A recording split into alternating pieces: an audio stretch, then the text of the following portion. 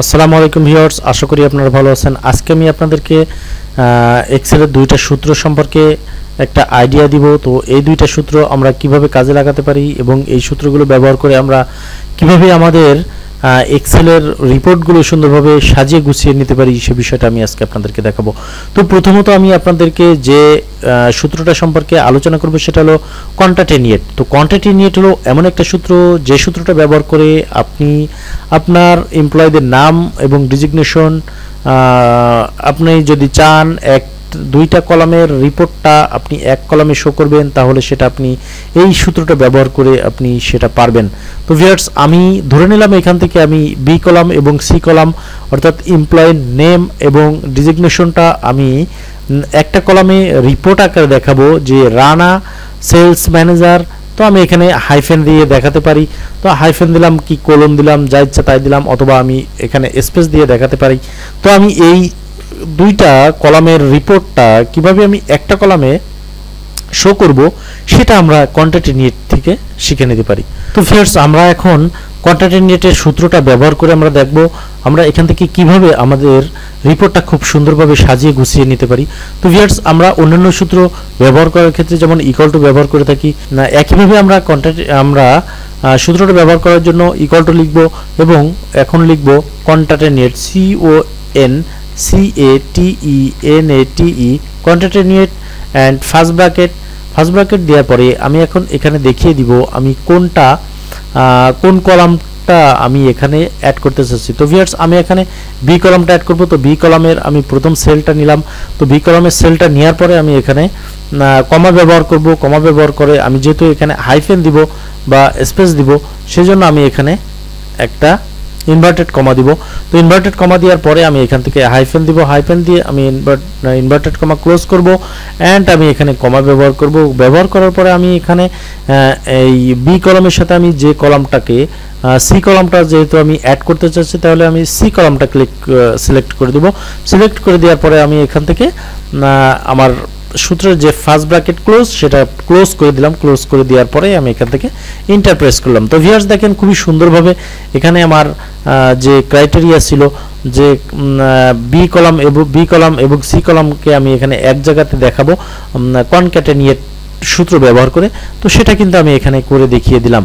তো ভিউয়ার্স, আমি যদি এই একটা কলামের রিপোর্টটা এখানে করার পরে আমি বাকিগুলো এখান থেকে জাস্ট স্ক্রল করে নিচে নামিয়ে দিয়ে আমি সূত্রটা টেনে দিলাম। দেওয়ার পরে কিন্তু আমি অন্যান্যদের যে রেজাল্টটা বা ফলাফলটা এখানে আমি কিন্তু পেয়ে গেলাম। তো ভিউয়ার্স, আপনি যদি চান যে এখান থেকে আমি কোনো এমপ্লয়ি নেমটা চেঞ্জ করে দিব বা ডিজিগনেশনটা চেঞ্জ করব, সেক্ষেত্রে কিন্তু সূত্র বসানো অবস্থায় আপনি যদি এখান থেকে সূত্রটা চেঞ্জ করে দিতে চান, তাহলে কিন্তু এখানে সূত্রটা চেঞ্জ করে দিলেই আপনার রেজাল্টের ঘরে সূত্রটাও কিন্তু অনুরূপভাবে চেঞ্জ হয়ে যাবে। তো ভিউয়ার্স, কিভাবে এটা আমি এখানে একটা নাম পরিবর্তন করে দেখাই। তো ভিউয়ার্স, এখানে একটা নাম রয়েছে যে সাকিব। আমি এখান থেকে সাকিবের নামটা চেঞ্জ করে দিয়ে আমি এখানে লিখতে চাই হাসান, HASSAN। তো ভিউয়ার্স, দেখেন সাকিব সেলস ম্যানেজার ছিল, আমরা কিন্তু এখনো পর্যন্ত এখানে দেখতে পাচ্ছি সাকিব সেলস ম্যানেজার। আমরা এখন ইন্টারপ্রেস করলেই কিন্তু আমাদের ফলাফলটা এখানে দেখতে পারবো। তো ভিউয়ার্স, আমি এখানে ইন্টারপ্রেস করলাম, দেখেন মুহূর্তের মধ্যে কিন্তু চেঞ্জ হয়ে এখানে হাসান সেলস ম্যানেজার হয়ে গিয়েছে। তো ভিউয়ার্স, এভাবে কিন্তু আমরা কনক্যাটেনিয়েটের ব্যবহারটা আমরা এভাবে করতে পারি। তো ভিউয়ার্স, আমি আপনাদের সুবিধার্থে আরেকটা সূত্র ব্যবহার করে বা একই সূত্র আরেকটা ক্ষেত্রে ব্যবহার করে আমি আপনাদেরকে দেখিয়ে দিয়ে, তো equal to CONCATENATE concatenate first bracket and আমি এখন এই যে ব্র্যান্ড নেমটা ব্যবহার করব। তো আমি এখন দেখিয়ে দিব আমি ব্র্যান্ড নেম অ্যান্ড এখন ইউজ করব কমা দেওয়ার পরে ইনভার্টেড কমা এবং আমি এখানে দিলাম একটা হাইফেন, অথবা আমি একটু দুইটা স্পেস দিয়ে দিলাম, দিয়ে ইনভার্টেড কমা ক্লোজ অ্যান্ড আমি এখানে ব্যবহার করব কমা দেওয়ার পরে আমি যে কোম্পানির নামটা সিলেক্ট করতে চেয়েছিলাম সেই কোম্পানির নামটা সিলেক্ট করে দিব। দেওয়ার পরে আমি ফার্স্ট ব্র্যাকেট ক্লোজ করে দিব এবং এন্টার প্রেস করব। তো ভিউয়ার্স, দেখেন আমি এখান থেকে ডি কলাম এবং ই কলামকে সিলেক্ট করে আমি এখানে যে কাজটা করেছিলাম যে ফ্রিজ স্যামসাং, তো এখানে দেখেন ব্র্যান্ডের নাম চলে এসেছে। আমি কিন্তু এভাবেও আমার এটা টেনে দিয়ে আমার যে ব্র্যান্ড যে প্রোডাক্ট সে প্রোডাক্টের নাম এবং ব্র্যান্ড কিন্তু আমি এখান থেকে পেয়ে যেতে পারি। তো তো এইভাবে আমরা কনক্যাটেনিয়েটটা ব্যবহার করে আমরা আমাদের রিপোর্টের কাজটা সমাধান করে ফেলতে পারি। তো ভিউয়ার্স, এরপরে আমি যে বিষয়টা আপনাদেরকে দেখাবো সেটা হলো ড্রপ ডাউন লিস্ট। আমরা কিভাবে ড্রপ ডাউন লিস্ট ক্রিয়েট করতে পারি সে বিষয়টা আমরা আজকে এখান থেকে দেখে নিব। তো ড্রপ ডাউন লিস্ট ক্রিয়েট করার জন্য খুবই সহজভাবে আমরা যেখানে ড্রপ ডাউন লিস্টটা ক্রিয়েট করতে চাচ্ছি আমরা ঠিক সেখানে গিয়ে আমি এখন আপনাদেরকে নতুনভাবে ড্রপ ডাউন লিস্টটা ক্রিয়েট করে আপনাদের এখানে দেখাবো। তো আমি যেহেতু এখানে কার্সর রেখেছি, এখান থেকে আমি আমার ড্রপ ডাউন লিস্টটা ক্রিয়েট করব। তো তার জন্য আমি চলে যাব সরাসরি ডাটাতে, ডাটা থেকে চলে যাব আমরা ডাটা ভ্যালিডেশনে ক্লিক করার পরে আমরা এখান থেকে যে ডায়ালগ বক্সটা পাবো সেই ডায়ালগ বক্সে আমরা এখান থেকে একটা অনেকগুলো অপশন পেয়ে যাচ্ছি। এই অপশন থেকে আমি যেহেতু লিস্ট সিলেক্ট করব, তো আমি লিস্টটা সিলেক্ট করে দিলাম। এখন আমার সোর্সটা দেখিয়ে দিতে হবে যে আমি কোন সোর্স থেকে আমি আমার লিস্টটা ক্রিয়েট করতে যাচ্ছি।